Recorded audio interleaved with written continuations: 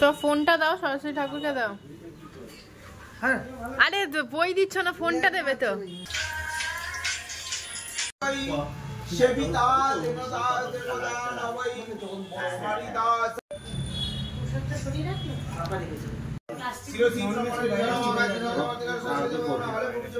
পল্লবী,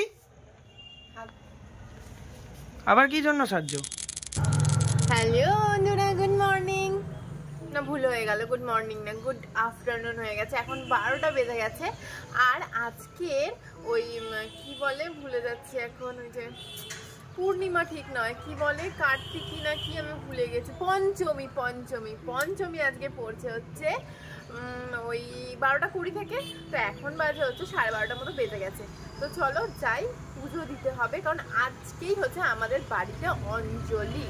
আর ঠাকুর কত বড় এসছে তোমরা তো দেখেই নিয়েছো। এত বড় আমার সাইজের ঠাকুর এসছে, আমার সাইজ না, আমার দেওরের সাইজের ঠাকুর এসছে। তো চলো যাই, পুজো দিই। একেবারে হতনো আজ্ঞাবিনু পরিসারে সর্বসুখ। পুজো তো হবে আর অঞ্জলিও হবে। তার আগে দেখো আমার শাশুড়ি মা পাশে বসে ঘরের পুজোটা দিয়ে নিচ্ছে, আর এখানে জিনিসপত্র রাখা আছে।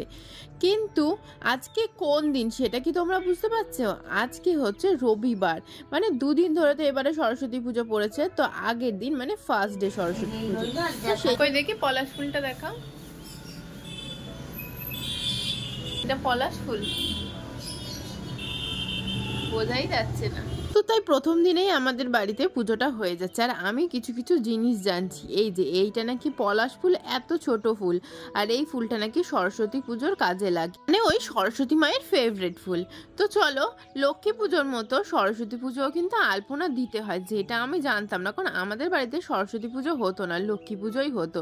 তো মাকে জিজ্ঞেস করলাম পায়ের ছাপ দেবো, মা বললো হ্যাঁ পায়ের ছাপও দিতে পারিস। কিন্তু আমার না কেমন লাগছিল, লক্ষ্মী পুজোয় পায়ের ছাপ, সরস্বতী পুজোয় কি দেয়?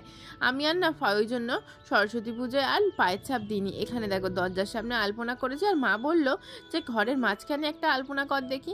আর আমি তো বিশাল বড় আলপনা এক্সপার্ট, তোমরা তো জানোই কত ভালো আলপনা করি। তো দেখো এই যে এই এবড়া খেবড়া একটা আলপনা আমি বানিয়েছি।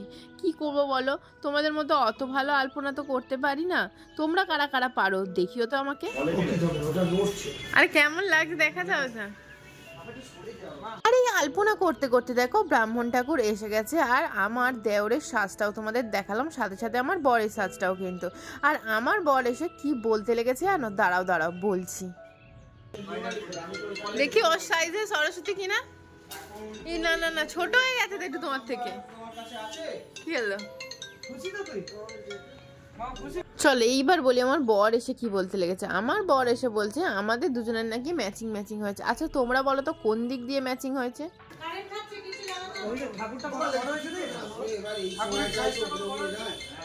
কেমন লাগছে সাইজটা? কি ঘরের মতো লাগছে? ঘরের ঠাকুরের মতো লাগছে? ঘরের ঠাকুরের মতো সাইজটা? আচ্ছা। আরে তারপরে দেখো কে এসেছে আমাদের বাড়িতে অঞ্জলি দিতে, এই যে অভিষেক দা। তোমরা কি আগে কখনো আমার ভিডিওতে এই অভিষেক দাকে দেখেছো? এই অভিষেক দা হলো ওর বন্ধু। তো দেখো তারপরে হচ্ছে পরানো হচ্ছিল মালা। তো মালা দেখো ঠিক করে পরানো যাচ্ছিল না, যার জন্য ঢাকের সাজে, বুঝতেই পারছো যে পুরোটাই শোলা দিয়ে। আর যদি সেরম ভাবে পরাতে যায়, যদি ভেঙে খুলে পড়ে যায়, সেই ভয়ে হালকা করে পরিয়ে দেওয়া হয়েছে। আর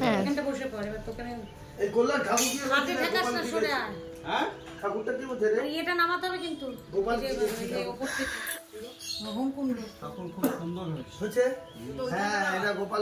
দেখেছো আমরা কিন্তু সবার থেকেই জিজ্ঞাসা করছি যে ঠাকুর আমাদের কেমন হয়েছে। তো ফোনটা দাও, সরস্বতী ঠাকুরকে দাও। আরে বই দিচ্ছ না, ফোনটা দেবে তো।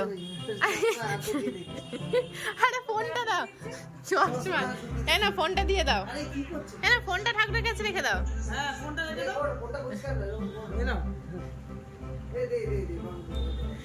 আরে এত কিছু মানছে, পেটা মানবে না।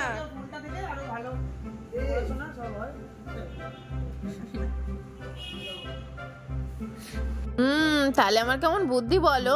ওর যেহেতু পড়ার জন্য কোনো বই নেই, তাহলে তো ফোন থেকেই পড়ে, তাই জন্য ফোনটাই মায়ের কাছে দিতে বললাম। কেমন বুদ্ধি বলো আমার। এরম বুদ্ধি কিন্তু তোমরাও কাজে লাগাতে পারো যাদের অনলাইনে ক্লাস হয়।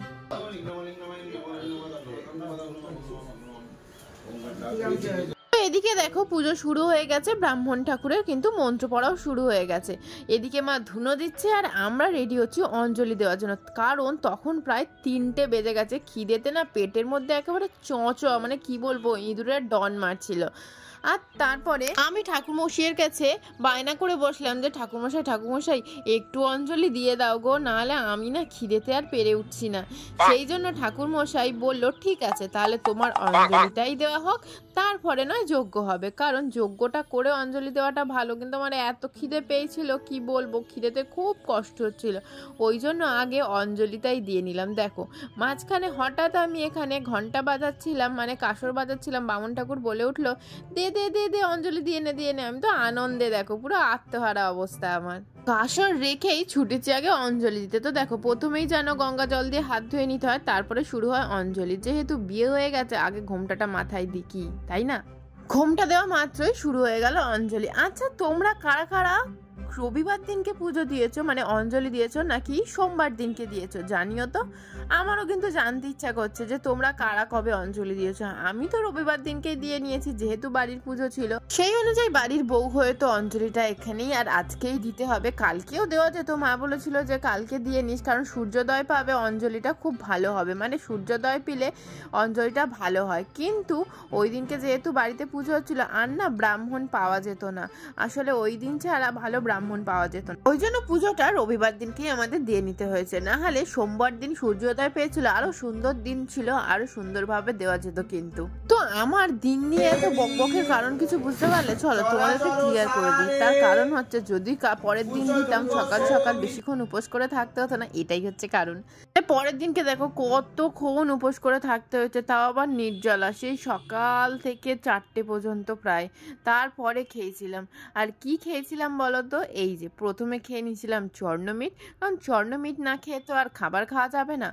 আর যে খাবারগুলো খেয়েছিলাম সেগুলো কি বলো তো, এখানে দেখতে পাবে না, এখানে তোমাদেরকে দেখাবো না।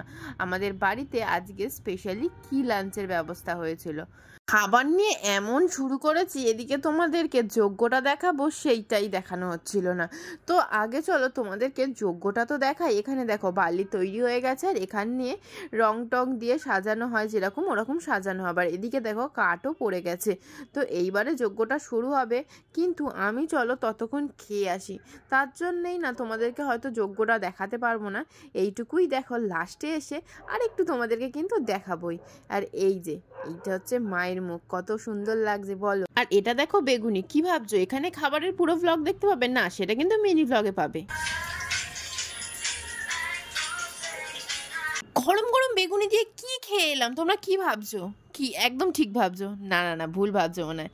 কি ঠিক না ভুল সেটা জানার জন্য মিনি ব্লগে চলে যাও। আর আমি দেখো খেয়ে দিয়ে চলে এসেছি যজ্ঞর কাছে, এখানে যজ্ঞটা হচ্ছে, আমি চলো দেখি। পল্লবী আবার কি জন্য সাহায্য? মাসমণির বাড়ি যাবো, চলো। এখানে পুজো শেষ হয়ে গেছে, চলো এবার মাসমণির বাড়ি যাবো। মাসমণির বাড়িতে পুচকেটা আজকে তো হাতে খড়ি, চলো দেখি পুচকেটা কেমন হাতে খড়ি করেছে। তো দেখো আমি আজকে বিকেলের জন্য এইটা রেডি হয়েছি, আর কালকে সরস্বতী পুজোর তো আরো চমক আছে, তার জন্য আলাদা ব্লগ আসবে। তো চলো এখন মাসমণির বাড়ি যাই। দেখো বাড়ির সামনে এসে গেছে, কিন্তু কিছু একটা না নিয়ে গেলে ওর জন্য কি হয় বলো তো। পুচকেটা আজকে প্রথমবারের মতো লিখবে, তাহলে ওর জন্য কিছু গিফট না নিয়ে গেলে হয়। এই যে গিফট স্বরূপ নিয়ে গেছিলাম পেন্সিল বক্স, যেখানে লিখে পেন্সিলগুলো রাখবে, আর হচ্ছে টিফিন বক্স।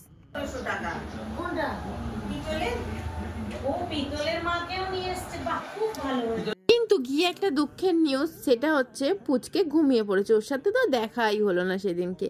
কিন্তু দেখো দেখা হয়ে গেল কিন্তু আমাদের মা সরস্বতীর সাথে। আর মা সরস্বতীর মুখটা দেখেছো কি সুন্দর না, কেমন যেন একটা রিয়েলিস্টিক ব্যাপার আছে মায়ের মুখের মধ্যে। আর মায়ের সামনেই ছিল ভোগের ব্যবস্থা, দেখেছো সব ঢাকা ঢাকা ভোগে ভর্তি। আর এই ভোগে আমরা খেতে বসে গেছি। দেখো কি কি ছিল চলো তোমাদেরকে এখানে শেয়ার করে নিই। এখানে ছিল হচ্ছে খিচুড়ি, আলু ভাজা, বেগুন ভাজা, তারপরে ফুলকপি ভাজা, আলুর দম, আর এই যে এই শাক, এই শাকটা এত ভালো হয়েছিল। আমার সেই দিন থেকে মানে বারবার খেতে ইচ্ছা করছে, এত ভালো হয়েছিল শাকটা। আর এই শাক দিয়ে দেখো প্রথমে ওই জন্য খিচুড়ির গ্রসটা নিলাম, আর খাওয়া মাত্রই এত সুন্দর খাবার, মানে কি আর বলবো, যেমন শাকটা তেমন খিচুড়িটা, অসাধারণ কম্বিনেশন। তো এইভাবে আজকে দিনটা এখানে শেষ করলাম। আর সেকেন্ড ডে সরস্বতী পুজোর ব্লগ কিন্তু কালই আসছে।